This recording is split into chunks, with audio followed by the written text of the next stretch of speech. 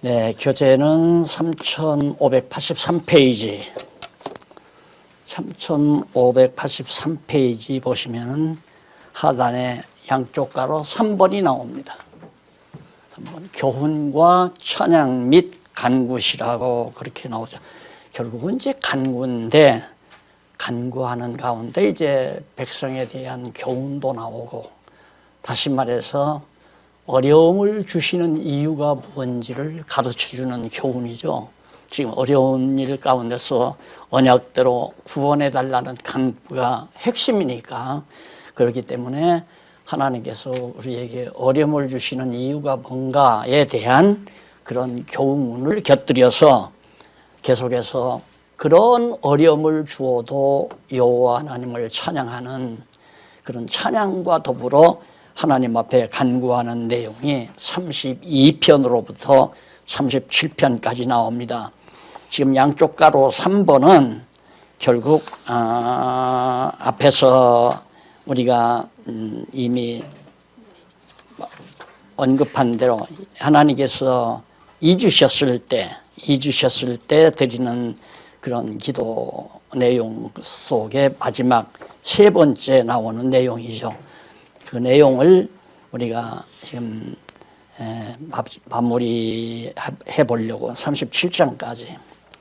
그런데 여기서 내가 또 강의 도중에 잊어버리지 않도록 말씀을 드리고 싶은 것은 온통 그 시편 자체가 여호와 일색이에요. 그냥 모두가 다 여호와, 여호와, 여호와.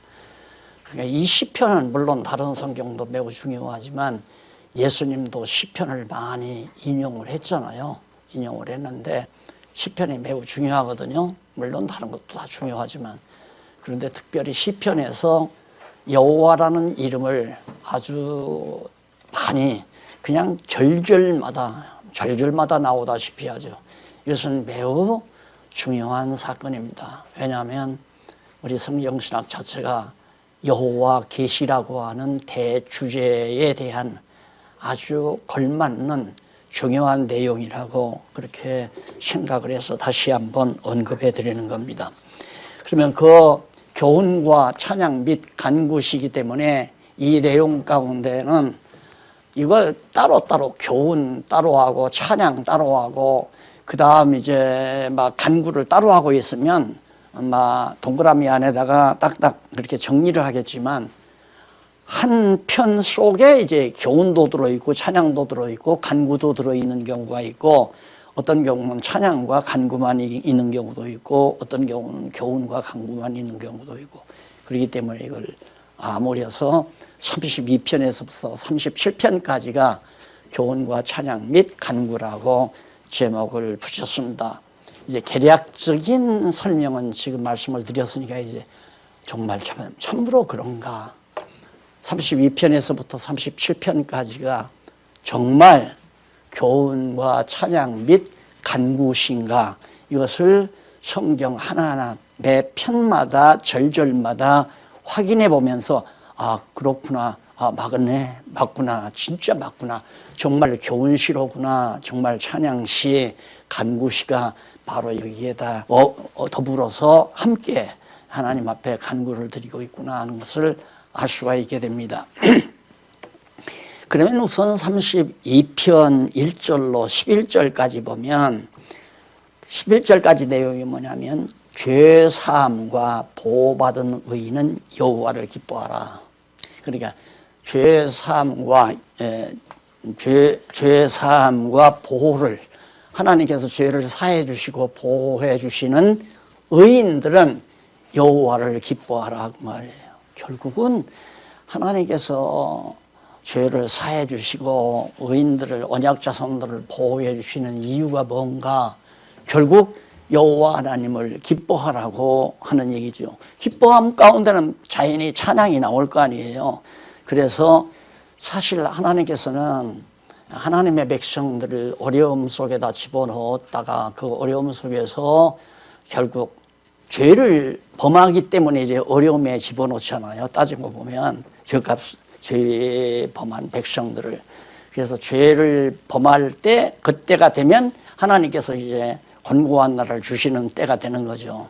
그래서 죄악 세상에 우리를 놔둬놓고 죄를 범할 수밖에 없는, 하나님이 붙들어 주지 아니하면 너나 할 것 없이 범죄하며 살 수밖에 없잖아요. 그러면 안 붙들어 주면 이제 범죄한 가운데 빠져들어가는 거예요. 빠져들어가면 하나님이 거기서 죄도 용서해 주시고 그 어려움 속에서 보호도 해 주시고, 왜 그렇게 해 가시는가? 여호와를 기뻐하라고. 다른 것을 기뻐하라니, 돈 많이 버는 것이나 명예를 얻는 것이나 세상에서 무슨 경쟁 사회에서 이긴 것이나 금메달을 딴 것이나 그런 것을 통해서 기뻐하지 말고 오직 여호와를 기뻐하게 만드시려고 하나님은 죄 가운데 우리를 두셔가지고 권고한 날 주시고 시련을 주시고 그 시련 속에서 죄 용서해가지고 보호해 주시는 이유가 바로 여호와 하나님 기뻐하게 하려고.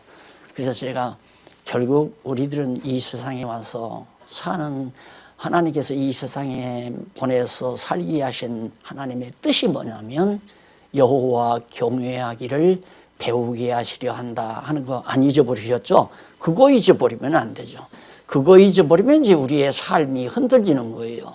내가 이걸 위해서 살아야, 내가 이렇게 살아야 되나, 이런 거 흔들리지만 이제 말씀드린 대로 우리는 이 세상에 온 이유가 여호와 경외하기를 배우게 하시려고.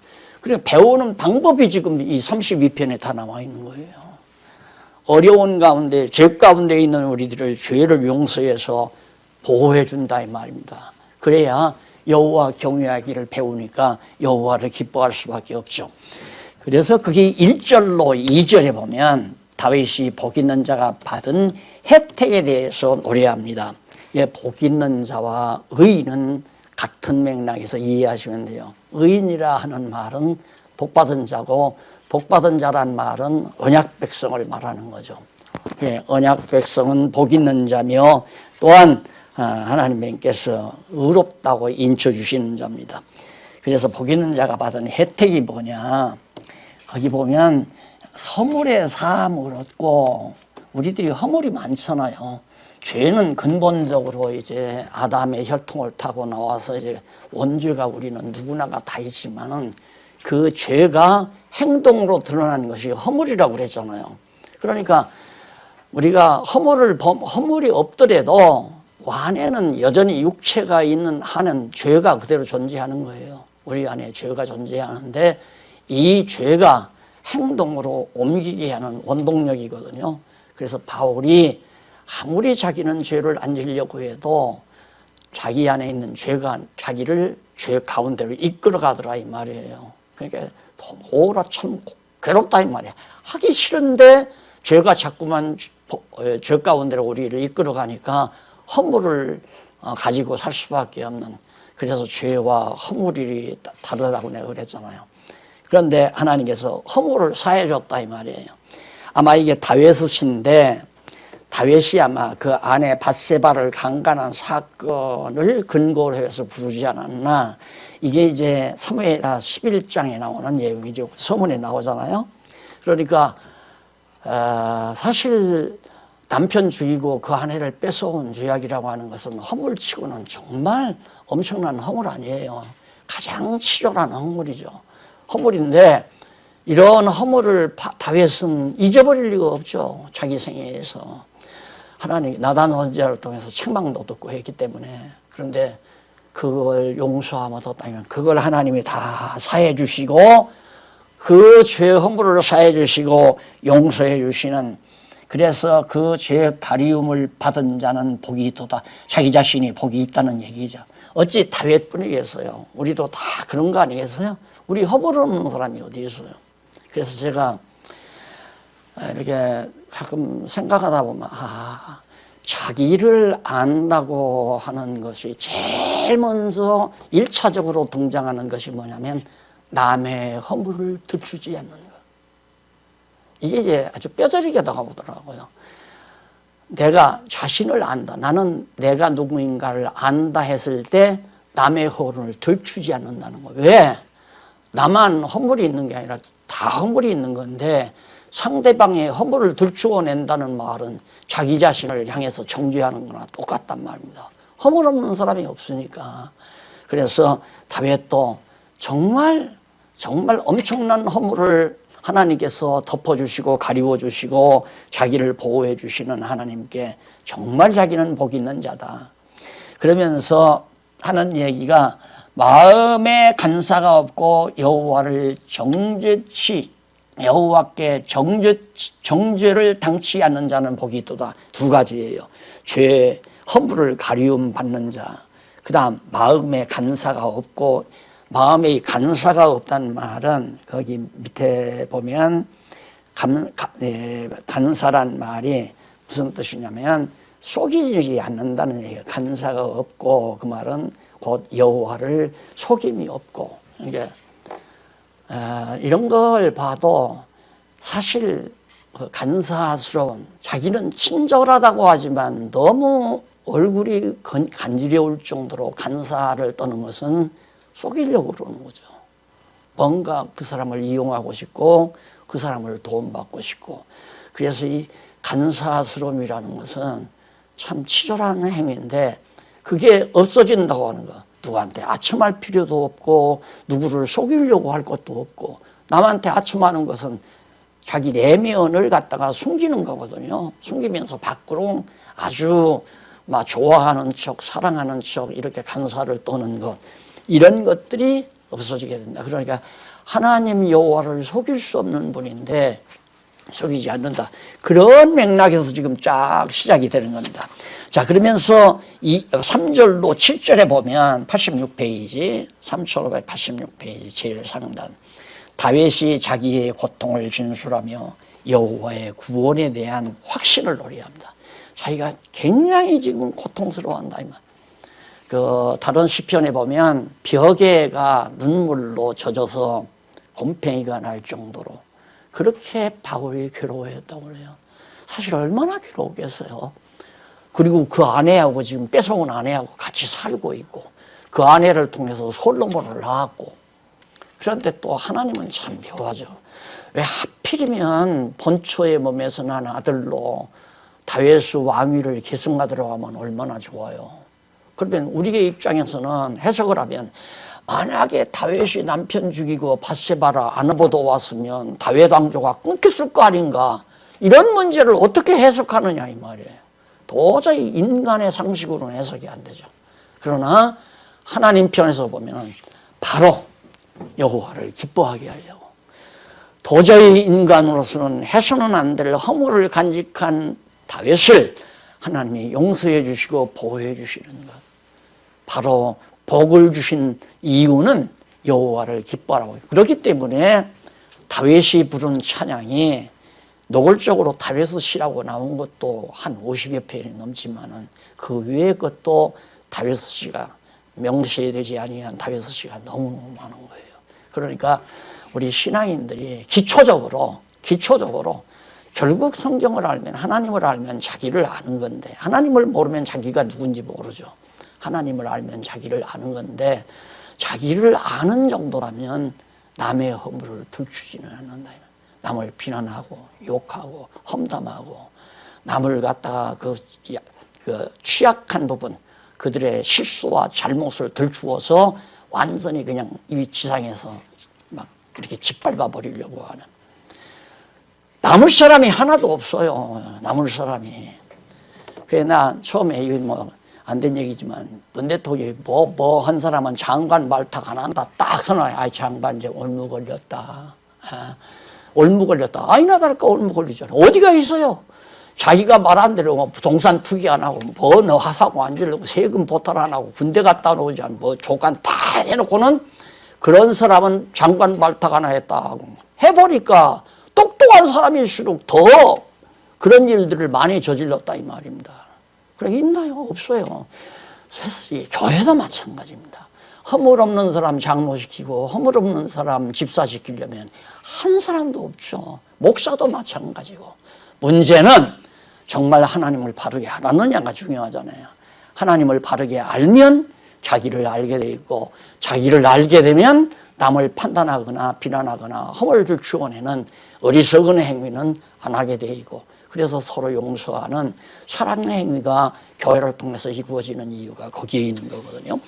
자, 그래서 이제 바로 너무너무 고통스럽다 이 말이에요. 그러면서 8절로 11절로 보면 다윗이 의인에게 여호와를 기뻐하라고 교훈합니다. 이 교훈을 받은 거예요. 정말 나는 여호와가 너무너무 존경스럽고 경외스럽고 여호와를 너무 기뻐한다. 그래 나는 여호와를 찬양한다. 너무 좋아서. 왜? 자기가 그렇게 극심한 허물 가운데 빠졌는데도 하나님은 그걸 다 용서하시고 가리워 주시고 자기를 보호해 주시고 대적들이 와도 결국은 자기로 하여금 승리케 해 주시고 목숨이 경각간에 있을 때에도 하나님이 그 목숨을 지켜주시고 어떻게 여호와를 경외하고 여호와를 찬양하지 않을 수 있겠어요. 그걸 다윗이 교훈하고 있는 것이 바로 32편 찬송 시편입니다. 너무 놀랍죠. 그 다음 33편 1절로 22절에 보면 거기 이제 1절로 5절 넘어가서 본문 그 해설 보면 1절로 5절은 다윗이 의인을 향해 여호와를 찬송하라고. 여호와 기뻐하면 당연히 여호와를 찬송해야 하잖아요. 찬송하라고 교훈을 해요. 여호와를 찬송하라. 그 말은 여호와 찬송하라, 여호와 선포하라, 여호와 자랑하라 그 말이에요. 그러니까 여러분, 내가 지금 나를 내세우는 얘기가 아니라 내가 이 교회를 개척해서 계속 강의 때마다 아마 여호와라고 하는 여호와의 이름이 수십 번씩 나왔을 거예요. 이게 내가 의도적으로 한 것이 아니라 성경을 보니까 여호와가 대단하게 위대한 분이시고 그분이 나를 사랑하는 분이고 그분이 나를 선택한 분이고 그분이 나에게 은혜를 주신 분이기 때문에 그걸 성도들에게 나눠주려니까 여호와 자랑밖에 안 나가잖아요. 그게 여호와 찬양하는 거예요. 목이 갈려가지고 또 약간 나이가 들면 이제 청각이 약간 둔해지면서 제 목소리를 내기가 힘들더라고요. 이렇게 마음은 할렐루야 하려고 싶은데 엉뚱한 소리가 나와요. 이 귀하고 맞아 떨어지지 않으니까. 그래서 찬양도 하고 싶은데 찬양은 제대로 안 나오니까 불가능하고 이렇게 선포하는 걸로 여호와 이름을 선포하는 걸로 나의 찬송이 되게 했다는 게 너무도 감사하죠. 그럴 수밖에 없고요. 그걸 지금 다윗이 교훈하면서 6절로 9절에서 다윗이 천지를 이으신 여호와를 경외하라. 하늘과 땅. 여기서 천지란 말은 기껏해야 우리는 보이는 하늘과 이 땅을 말하지만 사실 이 천지란 말은 태초에 하나님이 천지를 창조하시나 이 천지를 말했다고 생각하면 온 우주 공간 모든 것을 하나님이 지으신 여호와 그 능력을 경외해라. 찬송하고 경외해라. 그러니까 여호와를 기뻐하고 여호와를 찬송하고 여호와를 경외하라. 이런 내용들이 다 같은 얘기죠. 교훈 아니에요. 찬송하라, 기뻐하라, 교훈하고 그 다음 여기서 교훈은 뭔 얘기냐면 여호와 찬송하라. 그 다음 경외하라. 여호와 찬송하라, 경외하라, 경원하는 내용이 9절까지 나오는 내용입니다. 10절로 15절 보면 89페이지 다윗이 여호와께 열방의 백성을 주관하신다. 자, 하나님께서 열방의 백성이란 다윗 왕국을 제외한 모든 주변 나라를 누가 하나님이 주관해 가신다. 나는 이번 이 코로나 사태를 통해서 사람들이 좀 겸손해졌으면 참 좋겠다 싶어요. 왜 그렇게 모두가 다 오만망자하고 으뜸만 내려고 하고 혼자 온 세계를 지배하려고 하고 이런 탐악 때문에 세상이 시끄럽잖아요. 그 행복이 미사일 몇 개 만들어 놓고는 그냥 완전히 세상에서 존경받고 싶어하는 김정은이 때문에 얼마나 이 극동 지방이 정세가 이루어져요. 다 겸손하게 서로가 이해하고 도우면서 협력하면서 그렇게 사는 세상이 됐으면 좋겠지만 그건 내 희망이죠. 이 세상이란다 짐승권세에 사로잡혀 있기 때문에 너 죽여야 나 산다라고 하는 그런 생각밖에 없어요. 짐승은 그렇습니다. 짐승은 딱 봐서 내가 저것과 격투를 해서 이길 것 같으면 끝까지 물고 들어서 이깁니다. 그러나 딱 감시해 봐가지고 안 되겠다 하면 그냥 슬슬 간다고 그러잖아요. 멧돼지를 보면 움직이면 안 된다고 해. 가만히 있어가지고 눈도 움직이면 안 되고 딱 눈을 쏘면서 있으면 멧돼지가 그냥 한다고 하잖아요. 그러니까 세상 권력이라고 하는 것은 계산해 봐서 저거 치면 내가 이기겠다면 치고 다 먹으려고 하는 게 짐승권세의 속성들이기 때문에 어쩔 수가 없어요. 오만방자한 온 세상을 하나님께서 좀 이렇게 헛되를 눈으로 보이지 아니하는 코로나 병균 하나 때문에 그냥 완전히 온 세상이 코로나가 원자폭탄보다도 더 무섭다는 거 좀 알았으면 좋겠어요. 그 다음 넘어가서 16절로 21절 보면 다윗이 구원함이 군대에 있지 않고 여호와께 있다. 지금 그거예요. 교훈하는 이 전쟁에 있어서 승패가 군대 수나 무력에 달려있는 게 절대 아니다. 이기고 지는 것이 다 하나님의 손에. 왜? 열방이 하나님의 주권 안에 다 있기 때문에. 그러니까 과거 역사를 와도 그러잖아요. 바비로니아가 왜 망합니까? 온 세상을 완전히 다양한 로마 제국이 어떻게 망합니까? 근데 망했잖아요. 그냥 수수를. 그러니까 결국은 나는 역사 전문학자는 아니지만은 대충 역사를 하면 저 안에서 내분이 일어나서 망하는 경우도 로마가 망한 것도 로마가 동방과 서방 로마가 갈라지면서 망해 들어가잖아요. 그 다음 이제 헬라도 북왕조나 애굽을 중심으로 한 헬라 세력하고 북쪽을 중심으로 한 헬라 세력이 서로 반복하다가 결국 헬라 제국도 망하는 거고. 그러니까 결국 승패의 주권을 하나님이 가지고 여호와 하나님이 가지고 있다 하면서 22절에서 넘어가서 한 절 결론을 베풉니다. 결론을 맺는데 90페이지에 다윗이 여호와께 인자심을 베푸시라는 결론을 간구하는데 인자를 베푸시라고 하나님을 그동안 높이 세우고 기뻐하라 찬양하라 경외하라 그분이 나라를 다 지배한다 그분이 전쟁도 다 좌우한다 교훈해 놓고는 하나님의 인자를 우리에게 베풀어 주시옵소서라고 마지막 간구하는 내용으로 끝을 맺습니다. 그 다음에 이제 34장 1절로 7절에 보면 간구에 응답하시며 구원해 주신 여호와께 찬양을 드립니다. 하나님께서 간구하니까 응답해 주시고 구원해 주심을 찬송하는 것. 그게 이제 바로 다윗이 이것도 지은 시인데 이제 다윗이 사실은 이제 도망 다니다가 블레셋으로 도망쳤잖아요. 그때 이제 블레셋 왕이 누구였느냐면 아비멜렉이었어요. 91페이지 앞부분에 나오는 내용입니다. 아비멜렉인데 그때 이제 다윗이 아비멜렉이 죽이려 하니까 피하기 위해서 미친 채 거짓으로 미친 채 했어요. 그러다가 이제 쫓겨나 버렸잖아요. 그때 이제 지은 시인데 아비멜렉은 블레셋 왕의 호칭으로 블레셋 왕의 호칭인데 블레셋의 가드 왕 아기스라고 하는 왕의 별명으로 그렇게 알려져 있습니다. 사무엘상 21장 10절로 그 이하에 나오면 이런 성경 본문 인용한 것은 자세히 알고 싶으면 찾아서 읽어보시면 돼요. 그러면 34편 1절로 3절은 다윗이 자기를 따르는 무리에게 여호와를 함께 송축하자는 그런 권고를 하는 내용이에요. 얼마나 다윗이 안타깝겠어요. 자기를 따르는 무리들이 지금 쫓겨가지고 블레셋까지 갔는데 블레셋 왕이 또 죽이려고 하니까 그러니까 블레셋이 있다가 하는 말이 여호와를 함께 그래도 여호와를 함께 찬양하자 송축하자 그리고 권고하면서 4절로 7절 다윗이 여호와께서 자기를 따르는 무리를 환난에서 구원해 주심을 노래합니다. 결국 하나님께서 구원해 주는 걸 결국 찬양하잖아요. 7절까지.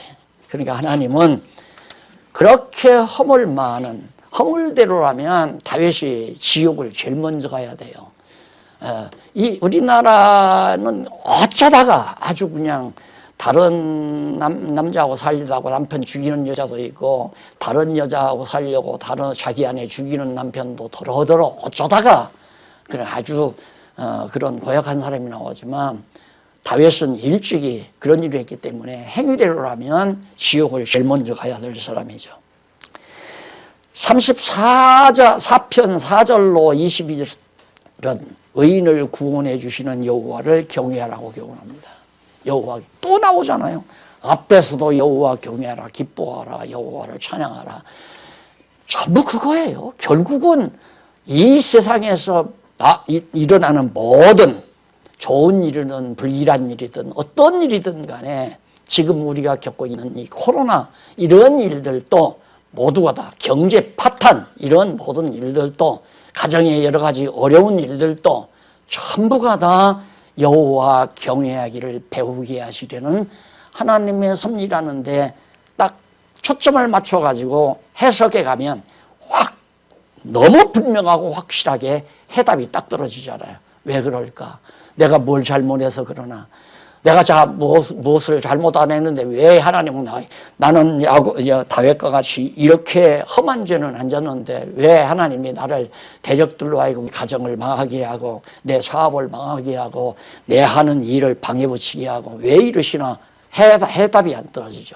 그러나 이 모든 일이 나로 하여금 여호와 경외하기를 배우게 하시려는 하나님의 섭니다 라고 하면서, 중요한 건 그 밑에 물론 다 중요해요. 93페이지에 밑에서 어디쯤 보냐면 밑에서 한 10번째 줄 보세요. 10번째. 9번째 앞부분에 보면, 그리고 밑에서 9번째 앞부분. 의인이 외침으로 여호와께서 들으시고 의인을 모든 환난에서 건지셨으며 여호와는 마음이 상한 자 곧 의인에게 가까이 하시고 중심에 통회하는 자 곧 의인이죠. 중심에 통회하는 자 의인을 구원하신다는 교훈을 노래합니다. 그리고 의인은 고난이 많으나 여호와께서 그 모든 고난에서 건지시며 그 모든 뼈 곧 전신을 보호하심으로 그 중에 하나도, 뼈가 몸을 다 지탱하고 있잖아요. 근데 뼈 하나도 꺾이지 않게 하셨다. 하나님이 전부 다 하나도 꺾이지 않게 하셨다. 그러면서 그 중에 하나도 꺾이지 않는다는 교훈을 노래합니다. 곧 여호와께서 언약 자손은 대적으로부터 뼈 하나 상하지 않도록 몸을 보호하여 구원하신다는 뜻으로 노래합니다. 벌떡 생각나는 게 있죠. 요한복음에 보면 예수님의 뼈가 하나도 옆구리에 청자옥바다 뼈가 꺾이지 않았어요. 발을 꺾거나 다리, 막 미운 마음으로 다리를 꺾어버리거나 팔을 꺾거나 그러지 않았다 이 말. 이 예언시 쉽게 말하면 여기다가 이제 이런 걸 다 몇 번 생각을 했어요. 여기서부터 이걸 그냥 설명해 가지고 가냐, 아니면 결론에서 간단하게 예수님에 대한 예표로서 모형과 그림자다 이렇게 정리를 하느냐. 여기서 해놓으면 이 다음 신약에 가서 또 이걸 반복을 해야 돼요. 그래서 히브리서나 요한복음에 뼈를 꺾지 않는다는데 그 부분에 가면 이제 이 시편과 연결해서 이 시편이 성취된 것이다라고 나와요. 그러니까 강론 총서는, 성경신학 총서는 1권에서 읽으면 다 읽어야지. 1권에서 20권까지 다 읽어야지. 그걸 어느 부분만 읽어가지고는 채울 수가 없어요. 안 그러면 뭐 30권도 되고 40권도 되고 죽는 날까지 다 못 쓰고 죽는데, 만약에 더 쓰자고 보면. 그래서 압축을 해서 뒤에서 신약성경 성취됐을 때 근거 자료로만 하려는 것을 여러분이 참고하시면 됩니다. 그래서 이제 밑에 넘어가서 보면 35편 1절로 16절 나와요. 거기 보면 대적과 싸우셔서 그들로 수치를 당케 하시라. 대적과 좀 하나님께서 싸워서 수치를 당케 해 주십시오. 우선 거기 밑에 성경 보면 9절 한번 보세요. 밑에서부터 6째 줄 중간 조금 못 미쳐서 9절 내 영혼이 여호와를 즐거워하며 그 구원을 기뻐하리로다. 내 모든 뼈가 이르기를 여호와와 같은 자 누구리요. 그는 가난한 자를 그보다 강한 자에게 건지시고 강한 자에게서 건지시고 가난하고 궁핍한 자를 노력하는 자들에게서 건지시느니라. 다윗이 정확하게 여호와를 알지 않았어요. 그러니까 우리는 약하게 만들어 놓고 아주 약하게 만들어 놓고 대적들은 아주 강하게 해서 놀랍게 강한 대적으로부터 구원해낸다. 이게 이제 우리를 연단시키시는 하나님의 섭리예요. 내가 아주 강하게 될 때에는 하나님이 날 약하게 만들어 가시겠구나. 이거 예감만 하고 내가 늘 강했잖아요. 내가 지금 상당히 이제는 내가 힘이 많이 불어났다. 힘이 일어났다. 따르는 사람도 많고 호위병들도 많고 이럴 때에는 하나님이 약하게 만들어요. 약하게. 그렇게 해서 이제 반역자들이 다 생겨서 뿔뿔이 다 나가게 만들어 버리고 그리고 나약하게 만들어서 강한 세력에게 맡겨가지고 강한 세력 속에서 결국 약한 자를 건져내시고 그래서 강한 자를 부끄럽게 하시고 약한 자는 하나님께서 강한 자로 하여금 부끄럽게 강한 자가 부끄럽게 약한 자들은 승리의 기쁨을 누리고 여호와 하나님의 구원과 능력을 찬양하게 만드는 그러니까 우리가 참지 못하면 바로 어떤 결과가 하냐면 약할 때 하나님이 날 버렸구나 이렇게 생각해 버리는 거예요. 그러면 이제 못 참는 거죠. 그러나 하나님이 나를 약하게 만들어 가는구나. 그리고 약하게 만들어 놓고 대적을 강하게 해서 강한 대적으로부터 공격을 받았을 때 거기로부터 하나님이 약자를 구원해 주심으로 강한 자를 부끄럽게 하시는 그걸 바울이 그걸 깨달았잖아요. 바울도 우리도 바로 다윗도 그걸 깨닫는 거죠. 35편 17절로부터 28절까지 찬송하며 구원을 간구하는 원수의 실패에 대한 간구와 원수들로 하여금 다 실패케 해 주십시오. 별하별 음모를 다 꿈꿉니다. 자, 거기 한번 19절 한번 보실래요? 세 번째 줄, 성경 본문 세 번째 줄. 무리하게 나의 원수된 자로 나를 인하여 기뻐하지 못하게 하시며 무고히 나를 미워하는 자로 눈짓하지 못하게 하소서. 이렇게 아주 눈짓하면서 아주 경시하는 하지 못하게. 대저 저희는 화평을 말하지 아니하고 어떻게든지 평화롭게 하려고 하는 화평을 말하지 아니하고 평안히 땅에 거하는 자를 거짓말로 오해하며 21절 또 저희가 나를 향하여 입을 크게 벌리고 하하 우리가 목도였다 하나이다. 온갖 비난 다 다윗을 하나님의 택한 백성들을 비난하고 욕하고 대적들을 이럴 때 이제 인간적인 감정을 그대로 우리가 성경을 모르고 하나님을 모르면 참지 못하죠. 아직 같이 죽을 망정 너 죽고 나 죽자 하고 부엌칼 들고 달겨들든가 소망치 들고 달겨들든가 쇠수랑 가지고 달겨들든가 너 죽고 나 죽자 내가 너한테 멸시당하고 살 바에 살 힘이 없다 막 너 죽고 나 죽자고 달겨드는 그런 결과밖에 안 나오는 거예요. 지금 다윗이 그런 말을 다 합니다. 그래서 시편은 그냥 이제 이 줄거리만 이렇게 하셔도 매일 아침 일어나셔서 한두 편씩 조용히 읽다가 보면 하루를 시작하는 중요한 기도도 되고 찬양도 되고 참 좋습니다. 매우. 읽으면 읽을수록 정말 새 힘을 얻게 되고 영혼의 힘을 얻게 되시는 거죠. 다음 넘어가서 36편 1절로 12절 36절 자긍하는 악인 앞에서 인자를 베풀어 주시라고 간구하여 자긍하는 악인인데 그 악인의 특징이라는 게 간단해요. 자긍해요. 아주 교만하다 말입니다. 잘난 척하고 교만하고 그게 이제 악인의 특징이에요. 그건 하나님을 모르니까 교만하고 자경하죠. 야, 임마, 내가 나를 누구로 알고, 나를 누군지 알고, 내가 함부로 건방지게. 이 말 하는 우리 자신도, 우리가 만약에 그런 얘기 한다면, 우리 자신도, 아직도 덜 된 거죠.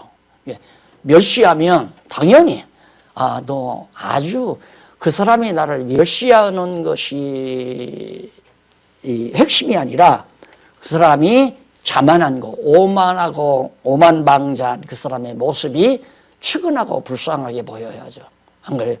나를 욕하고 나를 비난하고 나를 천시하면 교만한 그분의 태도에 대해서 불쌍히 여기는 마음이 들어가야. 그건 여호와를 모르면 불가능해요.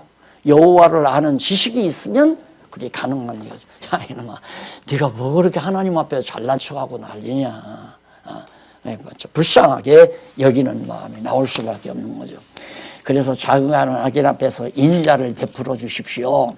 그런 얘기인데 거기 보면 1절로 14절 불선한 여러 가지 죄악에 대해서 고발합니다. 자, 1절 한번 보실래요? 제일 위에. 악인의 죄월이 내 마음에 이르기를 그 목전에나 하나님을 두려워하며 하나님 안 보이니까 두려워하잖아요. 거짓말하고 거짓을 음모하면서도 하나도 두렵지도 않아요. 내가 이길 수 있는 방법이라면 온갖 수단 방법을 거짓말을 통해서라도 이기려고 해요. 하나님이 안 보이니까. 그런데 여호와 하나님을 알면 그게 안 되잖아요. 거짓말을 꾸밀 수가 없다는 얘기죠. 그래서 저가 스스로 자긍하기를 자기 죄악이 드러나지 아니하고 미워함을 받지도 아니하리면 나는 내 죄악이 절대 안 드러나고 감추어졌으니까 나는 미워함 받지도 않을 겁니다. 별하별 그런 엉뚱한 장난들을 그들이 한다는 거죠. 그래서 하나님 나를 불쌍히 여시옵소서라고 나오는 거예요. 그 다음에 37장 1절로 8절 한번 봅시다. 거기 보면 행악자로 인해서 불평 말고 여호와를 의지하라고 교훈합니다. 행악자를 인해서 불평하지 말아라. 그렇게 악인들이 정말 못되게 굴어서 그것 때문에 불평하고 원망하고 괴로워하고 속상해하고 이건 어리석은 거죠.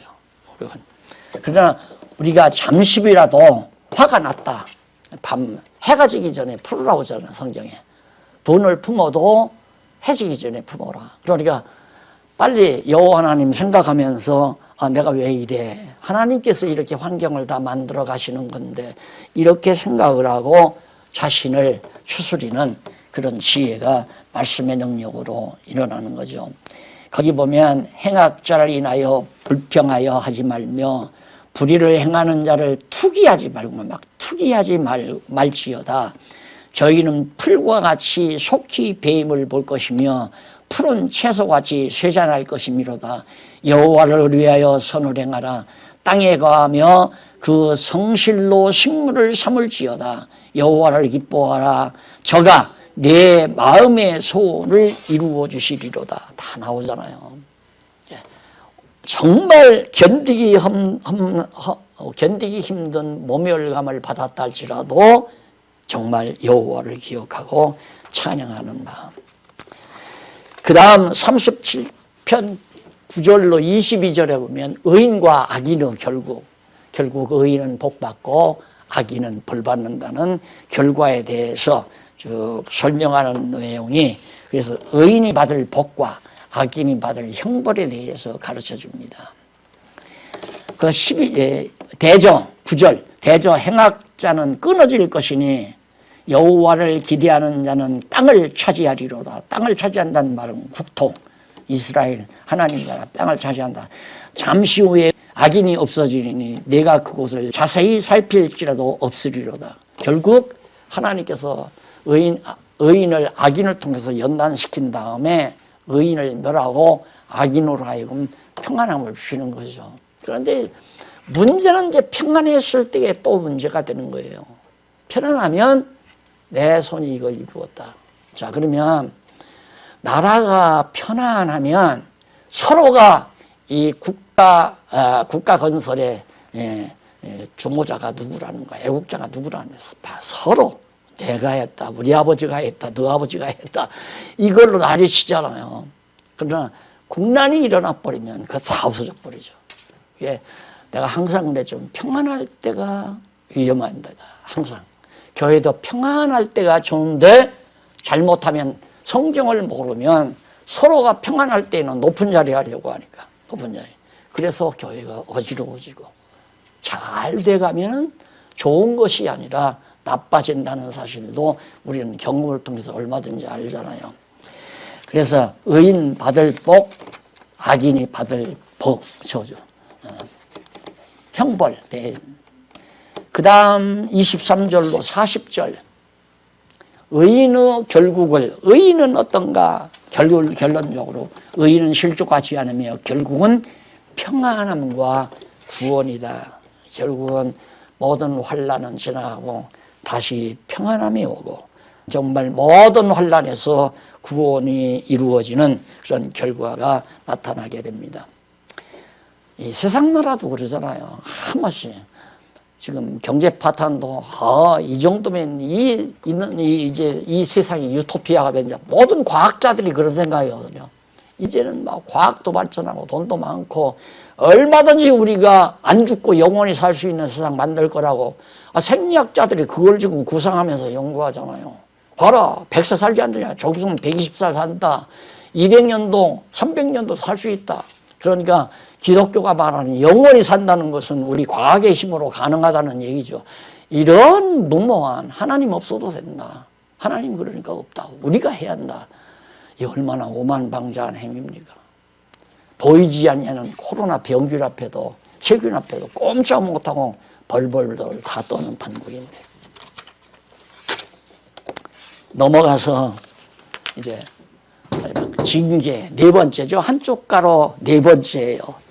이 한쪽 가로 네 번째 이 내용은 처음부터 잊으실 때, 또한 버리셨을 때, 또한 하나님께서 징계하실 때, 이제 네 번째거든요. 징계할 때, 잊으셨을 때, 버리셨을 때, 또 하나는 지난번 다 적어드렸는데 그것의 마지막 부분이에요.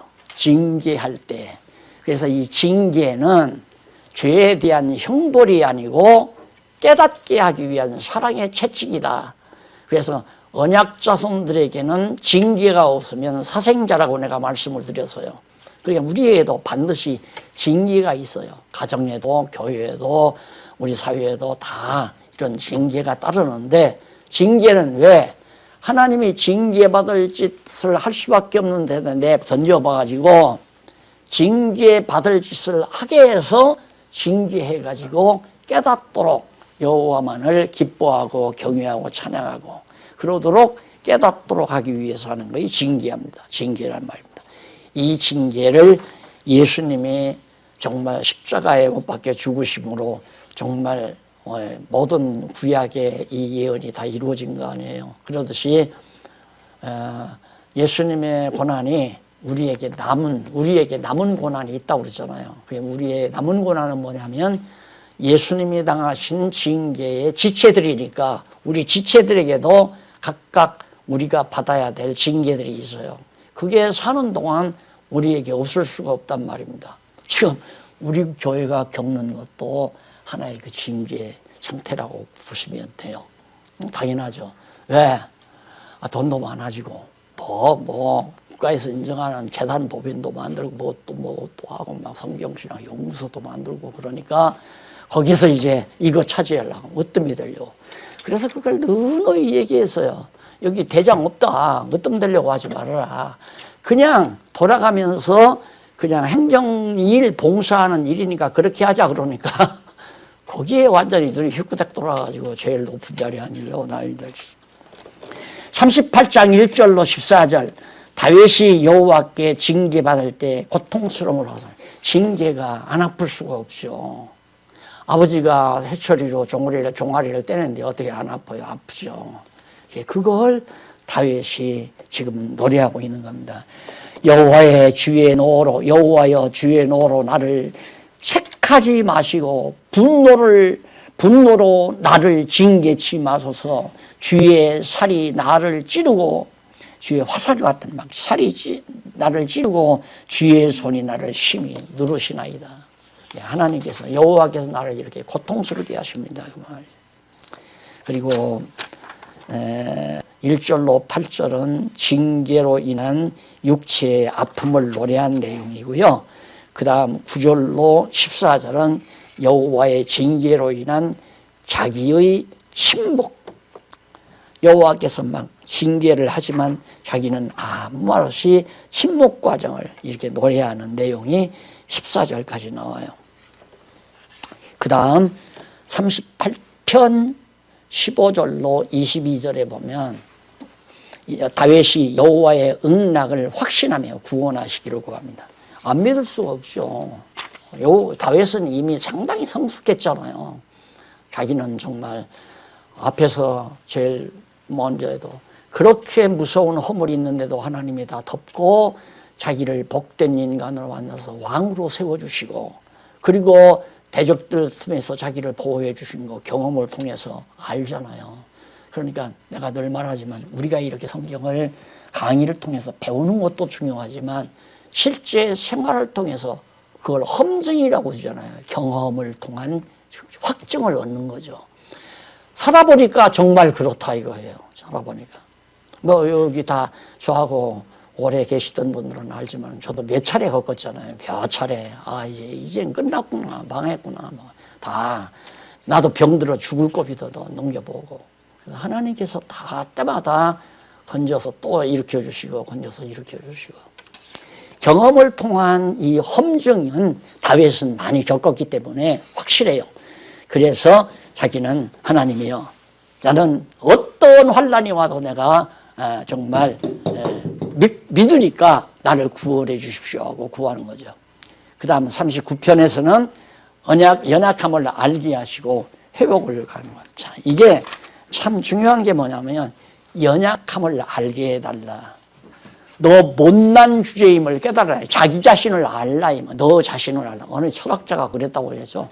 너 자신을 알라. 뭐 다른 거 알려고 애쓰지 말고 네가 어떤 존재인지 네 자신을 알아라. 성경은 바로 내 연약함을 알게. 하나님께서 왜 이렇게 많은 시련을 왜 주는가? 연약한 존재이라는 사실을 알라고. 티끌 같은 존재인 줄을 알려고. 그래서 바울은 만물의 찌꺼기 같다고 그래서요. 자기를 만물의 찌꺼기 같은 자기, 또 나가서는 죄인 중에 괴수라고 자기를 말하잖아요. 죄인 중에는 가장 내가 괴수다. 왜? 예수 믿는 사람들 다 잡아다 죽이려고 했으니까 정말 악랄한 죄인 아니에요. 악랄한 죄인. 그걸 알아요. 그걸 깨닫게 하기 위해서 하나님께서 많은 징계를 우리에게 허락해 주신다. 그러니까 정말 내 이름을 좀 내고 싶고, 내가 좀 존경받고 싶고, 내가 좀 높아지기를 원하는 마음의 생각이면 막 하여튼 날벼락 떨어진 것처럼 놀라야 돼요. 아이고 내가 왜 이래 미쳤어. 지금 내 마음 가운데 마귀라는 힘이 들어왔구나. 사단이 와서 나를 이렇게 추석대는구나. 와, 너 존경을 좀 받아야 돼. 저 사람이 너 멸시하잖아. 존경받아야 돼. 너 저 사람한테 배척받고 있잖아. 저거 죽여버려야 돼. 이게 전부 사단이 우리에게 해주는. 하나님께서는 내 연약함을 알게 하려고 그런 여건을 허락해 줬는데 우리는 그렇게 생각하는 잘못한다.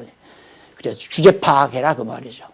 그래서 이제는 알게 했으니까 알게 해 주셔서 나를 이제 회복해 주셔야 됩니다. 내가 심히 수척해졌습니다. 형편없이 정말 나약해졌습니다. 나를 좀 이제 회복해 주십시오라고 구하죠. 실감나죠?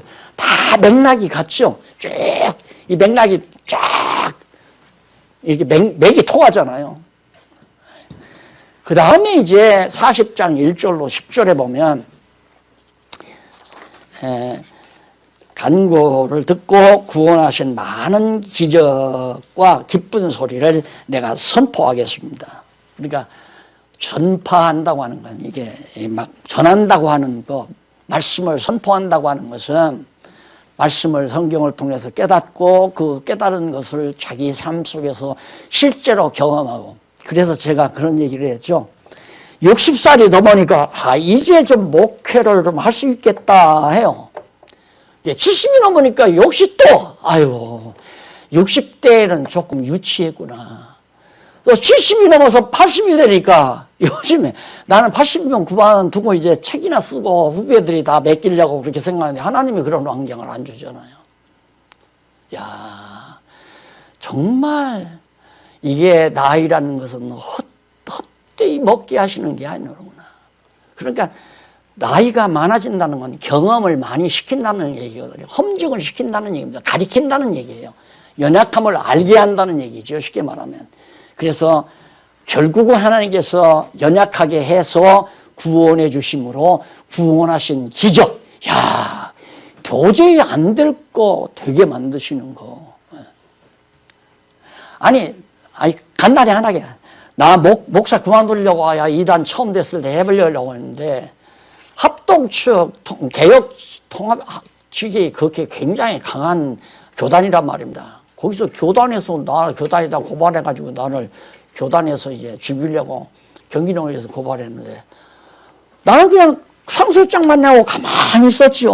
누구 만나서 점심을 먹거나 부탁하거나 그런 일 전혀 안 하고 죽으면 그만둬버리지 뭐 하고.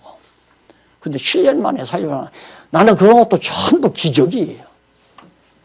기적. 지금 내가 밥 먹고 산다는 것도 어떻게 보면 기적이고 평생 내가 돈 벌기 위해서 뭐 해본 일은 없는데 밥 먹고 살게 되신 것도 기적이고요. 그래서 이 놀라운 기쁜 소식을 늘 시간 날 때마다 선포하고 가르치는 일, 그걸 말하는 거예요. 11절로 17절은 대적을 멸하고 구원해 주시라는 강구. 똑같은 얘기예요.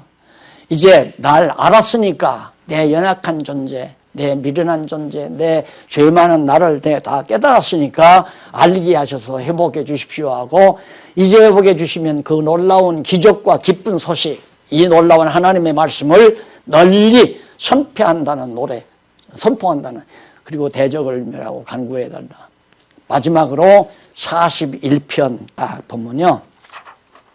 결론 삼아서 딱 말을 하잖아요. 41편에서 1절로 41편 1절로 13절 회귀하면서 악담하는 대적을 보복해 하실 것. 회복하여 승리하여 산송 41편. 아, 내가 잘못 썼나요?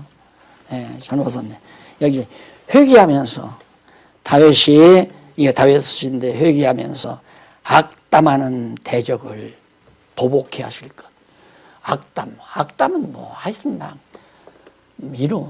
여러분들도 뭐 좀 많이 듣고 살아보셨겠지만 미운 사람에게는 별하별 소리 다 합니다. 입에 못 담을 소리 다 하잖아요. 아, 예수 믿는 아주 거룩한 집사인 줄 알았고 거룩한 장로인 줄 알고 목사인 줄 알았는데 그게 아니더라고요. 그 입에서 나오는 악담, 막 욕, 이름, 쌍욕이 막 나오고. 그러니 이거 하나님이요 보복하게 해 주십시오. 보복이란 말은 자기가 하는 게 아니라 하나님이 해 주셔야 보복이 됐냐. 그러니까 하나님 앞에 보복하게 해달라고 결국 마지막 기도하는 내용이 41편에 소개됩니다. 이렇게 해서 오늘 41편까지 말씀을 드렸고요. 다음에는 42편에서부터 72편까지 집에서 아침마다 일어나셔서 그저 한 구장씩 읽어 가시면 거의 다 읽을 수 있을 겁니다. 매일 꼭 읽고 미리 예습하고 오시면 좋겠습니다. 기도하십시다. 살아계신 하나님 아버지, 우리를 사랑하는 아들이기에 징계하셔서 나약함을 연약한 존재임을 깨닫게 하시고 교만하고 자긍했던 마음 다 낮추셔서 여호와의 능력과 기적을 보게 해 주시옵소서. 예수님 이름으로 기도드립니다. 아멘.